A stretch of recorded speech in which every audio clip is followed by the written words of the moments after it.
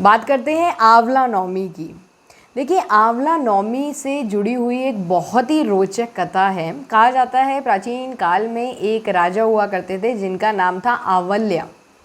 अब इनका नाम आंवल्या राजा इसलिए पड़ा क्योंकि जब तक ये 1.25 मन आंवला दान नहीं कर देते थे रोज़, तब तक ये भोजन नहीं करते थे।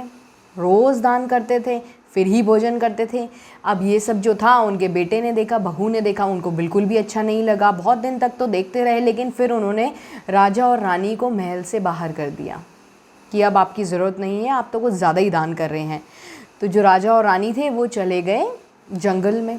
अब जंगल में जाके 1 हफ्ता हो गया, राजा ने कुछ भी भोजन नहीं किया क्योंकि उनकी तो आदत थी, पहले वो आंवला दान करते थे फिर ही कुछ खाते थे।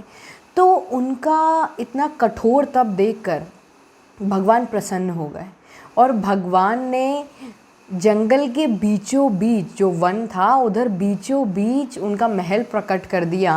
एक नया महल जिसका अपना बगीचा था, बहुत ही खूबसूरत। और जो उनके बेटे और जो पुत्र वधू थी, उनका जो राज्य था वो दुश्मनों ने छीन लिया उनसे। उसके बाद धीरे धीरे बहुत समय बाद जो उनका बेटा और पुत्र वधू थे उन्हें समझ में आया, अपनी गलतियों का एहसास हुआ, फिर वो राजा के पास आए और फिर राजा ने उन्हें अपना लिया। इस तरह की कहानी है कुछ आंवला नवमी की। आंवला नवमी एक बहुत ही महत्वपूर्ण त्यौहार है। इस दिन एक तो व्रत किया जाता है और आंवले का जो पेड़ होता है उसका पूजन होता है। अब पूजन कैसे होना है, देखिए, आप जाएंगे, अपनी चप्पल उतार के जाएंगे आंवले के पेड़ के पास, उसकी जो जड़ें हैं उसे साफ़ करेंगे, उसमें जल चढ़ाएंगे, कच्चा दूध चढ़ाएंगे और जो सूत होता है या जो मौली जो होती है उसे पकड़ के बांधा जाता है पेड़ के चारों तरफ और मनोकामना करी जाती है कि हमें अच्छा स्वास्थ्य मिले, हमें अच्छा सौभाग्य प्राप्त हो। और परिक्रमा करी जाती है। कहीं कहीं पे देखिए 8 परिक्रमा करी जाती हैं, लेकिन कहीं कहीं पे कुछ लोग 108 परिक्रमा भी करते हैं। तो हर क्षेत्र का अलग है, कहीं पर 8 तो कहीं पर 108।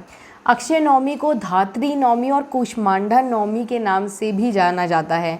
और एक बहुत ही महत्वपूर्ण बात ये भी है कि कहा जाता है कि इस दिन से ही द्वापर युग की शुरुआत हुई थी। द्वापर युग जिसमें श्री कृष्ण ने जन्म लिया था और यही वो दिन था आंवला नवमी का जिस दिन श्री कृष्ण ने वृंदावन और गोकुल को छोड़ा था और वो मथुरा चले गए थे।